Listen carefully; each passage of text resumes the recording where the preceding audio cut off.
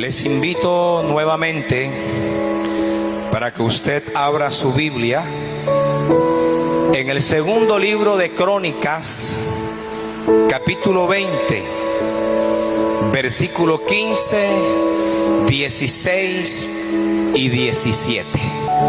Dice la palabra del Señor de la siguiente manera, con la bendición del Dios Trino. Y dijo: oíd Judá todo, y vosotros moradores de Jerusalén, y tú, rey Josafat, Jehová os dice así: no temáis ni os amedrentéis delante de esta multitud tan grande, porque no es vuestra la guerra, sino de Dios. Mañana descenderéis contra ellos. He aquí que ellos subirán por la cuesta de Cis, y los hallaréis junto al arroyo, antes del desierto de Jeruel. No habrá para que peleéis vosotros en este caso. Paraos, estad firmes, quietos, y ved la salvación que Jehová hará con vosotros. Oh Judá y Jerusalén, no temáis ni desmayéis. Salid mañana contra ellos, porque Jehová estará con vosotros. En esta mañana me voy a concentrar exclusivamente en la palabra que Josafat y Judá recibió de parte de Dios a través de un personaje llamado Jaziel. Pero antes de concentrarnos en la palabra que Dios les dio, permítame hacer unas precisiones que considero que son importantes. Por ejemplo, la palabra surgió mientras ellos estaban ayunando. Recuerde que cuando ellos se enteraron que esta multitud los iba a atacar, ellos inmediatamente se metieron en ayuno, un ayuno colectivo, público. O sea que los que no fueron al ayuno se perdieron de esa palabra. La segunda precisión tiene que ver con el instrumento que Dios usó para transmitir Dios su palabra. En este caso, estamos hablando de un personaje llamado Jaziel. Su nombre significa Dios ve, Dios reveló. Jaziel era de la línea de Asaf. Asaf era un músico principal en la época, aclarando que no todos los levitas eran músicos. Habían levitas con otras funciones, con otra responsabilidad. Se piensa que Jaziel era servidor de los sacerdotes, mas no era profeta, pero Dios lo usó a él. Aunque no era profeta, Dios lo usó para transmitir la palabra, para transmitir su mensaje. Y lo importante fue que Jaziel se dejó usar. Otra precisión es que el Espíritu de Jehová, es lo mismo decir el Espíritu de Dios, o el Espíritu del Señor, o el Espíritu Santo, vino sobre Jaziel. Porque, mis amados hermanos, les recuerdo que el Espíritu Santo siempre ha existido en todos los tiempos, ha sido de todas las épocas, desde la creación, desde el inicio, desde el Antiguo Testamento. El Espíritu Santo ha funcionado, ha obrado, ha venido trabajando. La diferencia es que de Pentecostés para acá, el Espíritu Santo fue derramado en toda su plenitud. Todavía se sigue derramando. Y el Espíritu Santo de Dios o del Señor, como usted lo entienda, da lo mismo. Viene sobre Jaziel, coloca la palabra y Jaziel la transmite al pueblo, a Jerusalén, a Judá y al mismo rey Josafat. Pero me llama la atención, y esta es otra precisión interesante, la entereza de Jaziel, el ímpetu de este levita a la hora de transmitir el mensaje que Dios había colocado en sus labios. Me bendijo mucho la convicción, la seguridad, la certeza, la autoridad de Jaziel. ¿Usted sabe lo que es decir? Oídme Judá, Jerusalén, y tú, Josafat, lo que Dios les va a decir. En otras palabras, préstenme atención, escúchenme bien al mensaje de Dios para ustedes. Oiga, ojalá nosotros tuviéramos ese mismo ímpetu, ¿sí o no? Pero sobre todo, observo aquí, mi amada iglesia, que fue una palabra de bendición para Judá, para Jerusalén y para Josafat. En un momento difícil, una palabra oportuna. Fue una palabra a tiempo, de fortaleza, de ánimo, de esperanza, de fe. Fue una palabra de victoria. Fue una palabra inclusive adelantándome al mensaje que los sanó de los temores que tenía.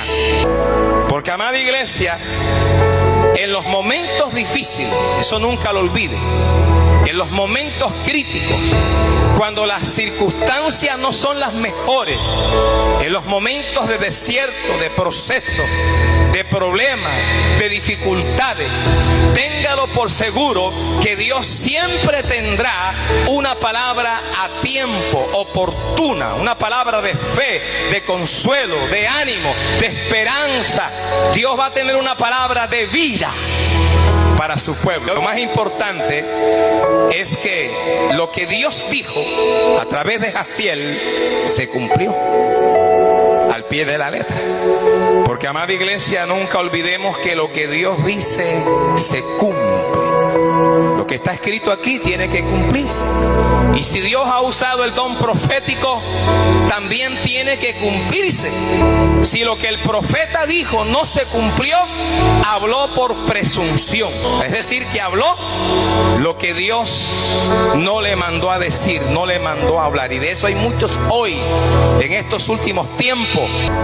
Entonces, amada iglesia, partiendo de esta base, vamos a entrar en materia.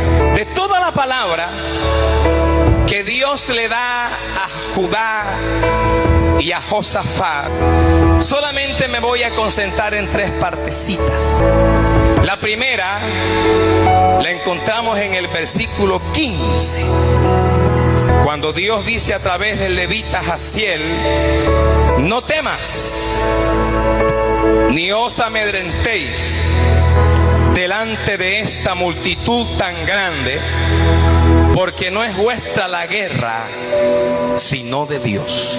La palabra temor, el término que se usa, es el mismo que aparece en el versículo 3 de esta misma historia, cuando dice que Josafat se llenó de temor. Y es la palabra yaré, que traduce como asustarse, como sentir miedo, pánico, como estar espantado, como aterrorizarse, huir.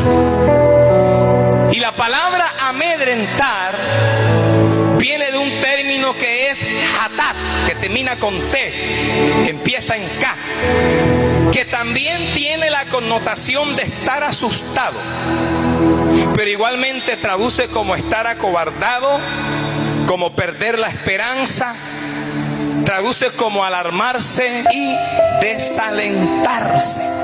Es decir, que lo que Dios está transmitiendo, el mensaje divino para Judá, para Josafat, a través de Jaciel, era claridoso: que no se asustaran, que no tuvieran miedo, que no sintieran pánico, que no se espantaran, que no huyeran, que no se aterrorizaran, que tampoco se acobardaran, que no perdieran la esperanza, que no se alarmaran, que no se desanimaran, que no se desalentaran.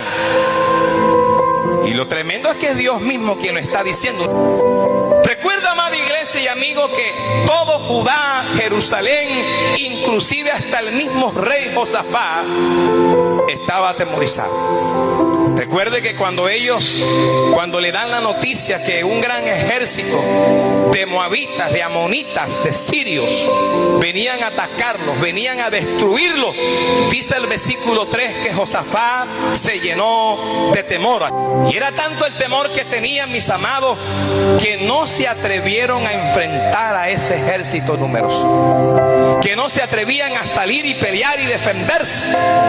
Aunque Josafat, como ya lo he explicado en las otras entregas, tenía todos los recursos militares, como por ejemplo un ejército de 1.160.000 hombres, valientes, valerosos y esforzados, pero el miedo lo bloqueó para pelear, para defenderse y defender a su pueblo. Lo maravilloso aún así es que aunque estaba atemorizado, lo vemos humillándosele a Dios. Se atemorizó para pelear contra el enemigo, pero aún así está ayunando, lo vemos orando en la presencia de Dios, en el templo, en la casa de Dios. Dios sabía, amada iglesia, que Josafat estaba atemorizado. Dios conocía los temores de su pueblo Judá, porque Él conoce todo, nuestras angustias, nuestras aflicciones, nuestras preocupaciones, incluyendo nuestros temores. Y me llama la atención que lo primero que Dios hizo, sabiendo que ellos estaban atemorizados, fue tranquilizarlos.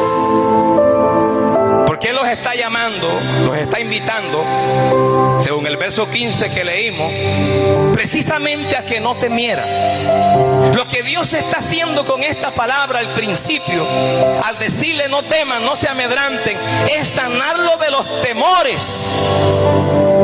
Sobre todo también porque en el versículo 16 Dios les estaba diciendo que al día siguiente tenían que salir, ocupar sus posiciones, quedarse quietos. No iban a salir para pelear porque Dios era el que pelearía por ellos, pero por obediencia, por mandato divino tenían que hacerlo. De hecho, Dios tenía que empezar sanando el temor de Judá. Dios tenía que empezar sanando el miedo del rey, y por eso se lo reiteró en el versículo 17. Porque si usted lo observa bien, Dios nuevamente vuelve a decirle en ese texto al final: no temáis. Una vez más, la segunda vez que se lo dice. Pero le agrega otro ingrediente: ni tampoco desmayéis. Primero les dice no teman ni se amedranten. Ahora les dice no teman ni desmayen. Esa palabra desmayar, el término que se usa es el mismo para amedrentarse, hatat, porque tiene también casi las mismas connotaciones. De hecho, desmayar, amigo, la palabra que usa aquí el cronista, traduce como derribar, acobardarse, amedrentarse, como estar intimidado, como quebrarse, como estar desalentado. Traduce como desfallecimiento, como perder la fuerza, rendirse, darse por vencido, como estar alarmado. Es decir, que aunque venía el ejército numeroso contra ellos, no se derrumbaran, no se intimidaran, no perdieran la fuerza, que no desfallecieran, que no se rindieran, como decimos nosotros, que no tiraran la toalla. Y eso es importante, amada iglesia. Yo no sé a quién Dios le está hablando en esta parte. La retomo para usted: no desmaye, no te rindas, como Dios se lo dijo a Josué cuando lo invitó a cruzar el Jordán, que no desmayara, como David se lo dijo a Saúl y al pueblo de Israel en la época. No desmaye el corazón de ninguno de nosotros. De hecho, amada iglesia, esta es la promesa para usted y para mí.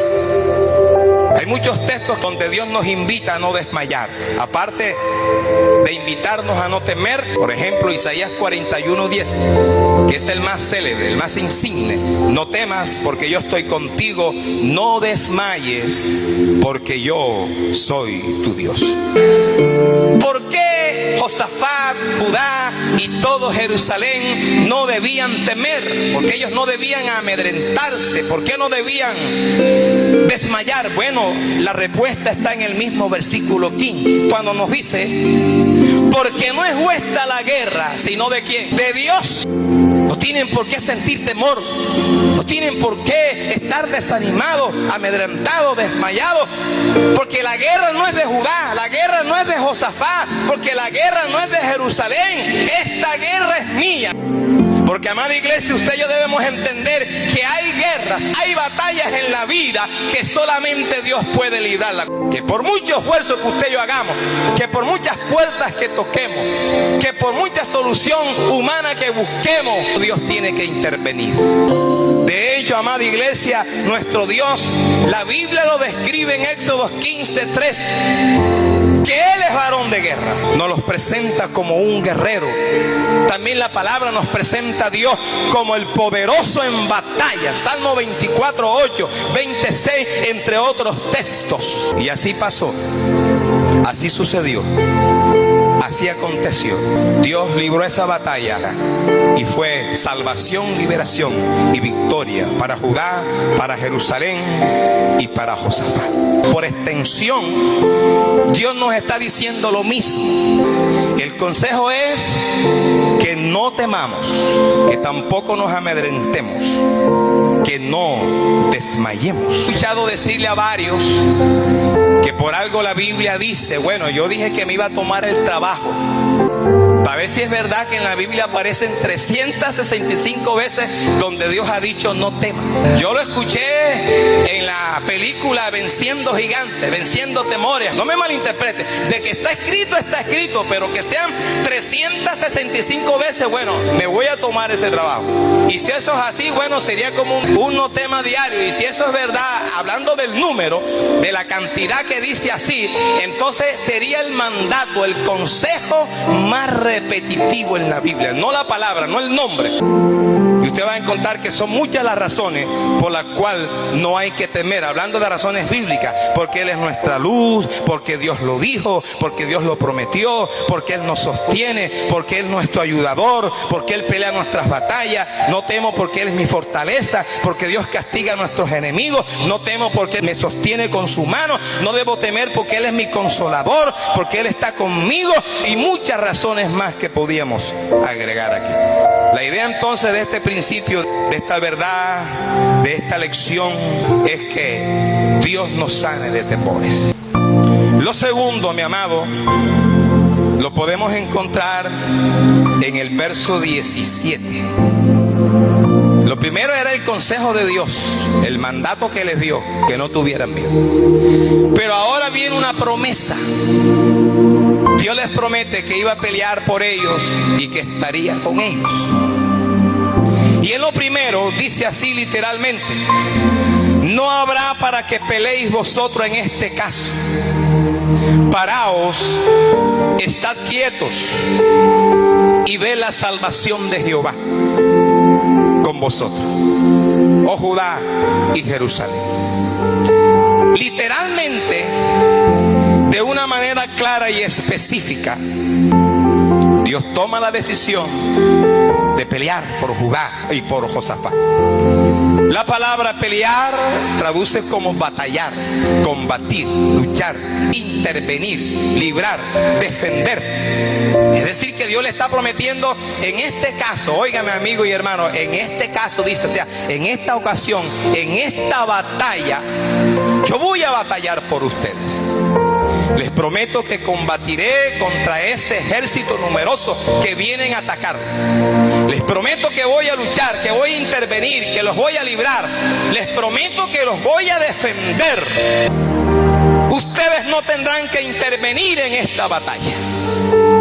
Escúchenme, Judá, Jerusalén y tú, rey Josafat, no tendrán que luchar en esta ocasión, no tendrán que defenderse, no tendrán que batallar, no tendrán en este caso que librar esta batalla contra ese ejército, que repito, ya estaba cerca, un día de camino. Iglesia, lo único que Josafat y Judá tenían que hacer era salir al día siguiente. Como Dios se los dijo en el verso 16, salgan mañana. Entonces lo único que ellos tenían que hacer era salir al día siguiente, ocupar sus posiciones, pero quedarse quietos y esperar en Jehová. Yo me preguntaba, bueno, pero si Dios había decidido pelear por ellos, ¿por qué los manda a salir al día siguiente? Porque Dios quería probar su obediencia. Sabiendo lo que va a hacer, Él nos prueba en la obediencia.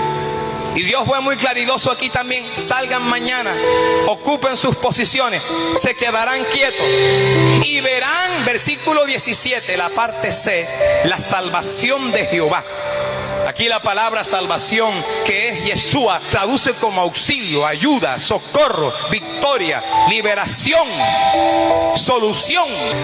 Déjeme decirle que vieron la salvación de Dios, vieron la victoria, vieron la liberación, vieron el auxilio. De hecho, recuerde que ellos habían ayunado para que Dios los socorriera, para que Dios los ayudara, para que Dios los auxiliara, para que Dios los salvara, para que Dios les solucionara esa situación donde estaban a punto de ser atacados. Pero ¿cómo fue que Dios peleó por ellos? Bueno, el cronista, desde el versículo 22 en adelante, también se encarga en explicarlo, en darnos todos los detalles. Si usted se observa del 22 en adelante de este capítulo de segundo de Crónicas 20, dice que Dios usó, óigame bien, las emboscadas, las trampas que esta multitud iba a usar contra Judá, contra Josafat. Dios las utilizó para que ellos mismos se mataran, para que entre sí ellos mismos se destruyeran. Lo más probable, algunos piensan que fue que Dios los confundió, fue que Dios los aturdió. Por ejemplo, alguno de ellos mataba a otro y pensaron que mataron a alguno de Judá. Mentira, fue a uno de ellos mismos, en la confusión que Dios les colocó. Y los amonitas, la historia nos dice, y los moabitas empezaron destruyendo a los del monte de Seir. Luego terminan entre ellos mismos matándose, de tal manera que la historia nos dice, dentro de ellos mismos ni uno escapó, porque todos se mataron, todos se acabaron, todos se aniquilaron, todos ellos se destruyeron. Y el versículo 25 nos dice que eso era cadáveres por todas partes. ¿Y sabe cuándo empezó a suceder eso? Cuando ellos empezaron a entonar cantos de alabanza. Porque, amada iglesia, ¿cuántos creen que en la alabanza hay un poder incalculable, inigualable? Es cierto que habían ayunado, que habían orado, que se le habían humillado al Señor. Es cierto que habían orado largamente, pero ahora cuando empezaron a alabarlo, Dios empieza a actuar, Dios empieza a manifestarse, Dios empieza a glorificarse, y de esa manera les dio la victoria total. Fue una victoria sin pelear. ¿Cuánto nos ha pasado eso? Hemos obtenido el triunfo, la victoria sobre nuestros enemigos sin pelear. Eso solamente lo hace Dios. Lo que quiero que entiendan es que cuando Dios pelea por nosotros, no lo olvide, es victoria segura. Como sucedió cuando Dios peleó a favor de su pueblo en Éxodo capítulo 14, cuando estaban encerrados, acorralados, porque al frente tenían al Mar Rojo, atrás tenían a Faraón y a su ejército, a la izquierda y a la derecha unos lugares rocosos, pantanosos e intransitables. Israel estaba atrapado, acorralado en un callejón sin salida, no tenía escapatoria, pero Dios los salvó, Dios peleó por ellos, de tal manera que los mismos egipcios, antes de quedar atrapados en las profundidades del Mar Rojo, decían: huyamos porque Jehová pelea por su pueblo contra nosotros. Pero no pudieron escapar. Al estilo Nehemías, recuerde toda esa oposición, y dice un texto en Nehemías 4:20: en el lugar donde oigáis el sonido de la trompeta, reuníos allí con nosotros, porque nuestro Dios peleará por nosotros. Y fue lo mismo que dijo el rey Ezequías cuando los sirios, en segundo de Crónicas 32, lo iban a atacar, también un gran ejército. También dijo las mismas palabras, los animó, los motivó a creerle al Señor, porque Dios iba a pelear por ellos y les iba a dar la victoria, y también así aconteció. Así que cuando Dios pelea, eso es victoria segura, pero toca dejarlo pelear. Inclusive cuando Dios decide pelear por nosotros, hágase a un lado usted también y déjalo que pelee. Cuando Dios pelea por nosotros, estaremos tranquilos. Éxodo 14:14. Jehová peleará por vosotros, le dice Moisés al pueblo, y vosotros estaréis tranquilos. Inclusive, cuando Dios pelea por su pueblo, todos tienen que reconocerlo de esa manera. Aquí, por ejemplo, en la historia que les estoy compartiendo, mira lo que dice el versículo 29. Y el pavor de Dios cayó sobre todos los reinos de aquella tierra cuando oyeron que Jehová había peleado contra los enemigos de Israel. Y cuando Dios pelea, viene la salvación, viene la victoria, viene el triunfo, viene la liberación. Y lo último tiene que ver con otra promesa, y usted la puede observar al final del versículo 17 de Segundo de Crónicas capítulo 20. Y es cuando Dios les dice: oh Judá y Jerusalén, no temáis ni desmayéis. Salid mañana contra ellos, porque Jehová estará con vosotros. ¿Cuántos pueden decirse donde está Dios está conmigo? Y Dios les promete: tranquilo, tranquilo, que yo voy a estar con ustedes. Como cuando el muchachito, el hijo de uno, está atemorizado ahí al cuarto, un ejemplo, y papi, pero acompáñeme. Bueno, Dios les está, como los está viendo asustados, le dice: no se preocupen, salgan mañana, se ubican en sus posiciones, se quedarán quietos, me van a ver pelear a mí, porque yo estaré con ustedes. Aún en las guerras, escúcheme, Dios le promete al pueblo estar con ellos, respaldarlos, asistirlos, cuidarlos. Y eso es maravilloso. Que en mis batallas, que en mis guerras diarias, ya nuestra guerra no es así militar. No, inclusive la guerra nuestra es peor que la que Josafat iba a librar. Como dijo el apóstol Pablo en Efesios, que la lucha no es contra carne y sangre, no es contra seres humanos, sino contra principados, contra potestades, etcétera, etcétera. La guerra hoy es espiritual y esa es más difícil, esa es más brava. Pero si Dios está conmigo, la libraremos. Pero hay unas precisiones aquí rápidamente en esta promesa de que Dios estaría con ellos. La primera, que esa era otra de las razones por la cual Josafat y Judá no debían temer. ¿Cuál es la otra razón por la cual no debían tener miedo? Porque Dios estaría con ellos, por la cual no debían amedrentarse ni desmayar. La otra, estaría con ellos para darles la victoria. Y muchas cosas más que podíamos decir aquí. Lo que quiero que entendamos es que son muchos los beneficios por causa de la presencia de Dios. Son muchas las bendiciones por causa de su compañía, por causa de su asistencia. Y son muchos los textos de hechos que nos hablan lo que sucede, lo que pasa cuando Dios está con nosotros. Para mí particularmente esta expresión "yo estoy contigo" me llena mucho. Me bendice, me fortalece, me da vigor, energía para seguir adelante a pesar de las situaciones adversas, difíciles y desfavorables que se presentan en la vida. Me da mucha fuerza para seguir avanzando y para enfrentar las batallas diarias, físicas, espirituales, materiales. Cada vez que lo leo, cada vez que lo oigo, cada vez que lo predico, eso a mí me aumenta la fe, me emociona saber que Dios está conmigo. De hecho, a muchos de los personajes bíblicos Dios le dijo: yo estoy contigo. A Moisés, a muchos de los líderes en la época de los jueces, a sus discípulos, a Israel, a Josué, a Jacob, a David. Importante es que a pesar de todo podamos estar seguros que Dios está con nosotros.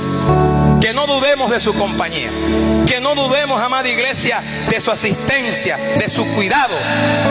De hecho, Dios hasta nos da señales de que está con nosotros, y es cuando uno dice: wow, verdaderamente Dios está conmigo. Al estilo Jacob cuando dijo en Betel: ciertamente Dios está en este lugar, y yo no lo sabía, pero Dios estaba con él. El problema es que a veces dejamos que las circunstancias nos hagan dudar de su presencia, de su compañía, de que Él está con nosotros, como a Gedeón.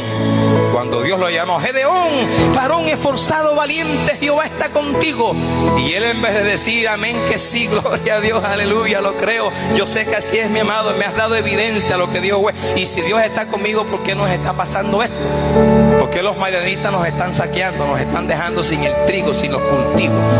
Pero Dios estaba ahí. Alabado sea Dios para siempre. Y ya después vemos, mi amado, al final la manera como Josafat y Judá respondieron a la palabra.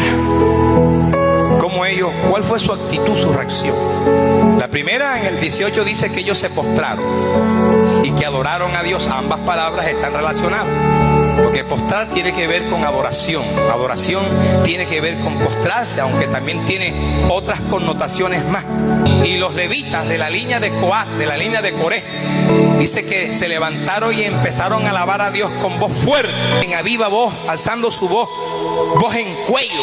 Porque repito, como dije al principio, oiga, hay que ponerle ímpetu a lo de Dios, ¿sí o no? Ánimo, fuerza. Dejemos el desgane, mi amado. Si a usted le toca dirigir un ejemplo, predicar, le toca enseñar, le toca hasta hacer ujier, cualquier servicio de la obra, tocar un instrumento, hágalo con ganas, con entusiasmo, con voluntad, mi amado, que se sienta lo que usted está diciendo, la obra, el servicio que usted está prestando. Que no lo hagamos desganadamente allí. Lo que quiero que entienda aquí es que ellos honraron la palabra que escucharon.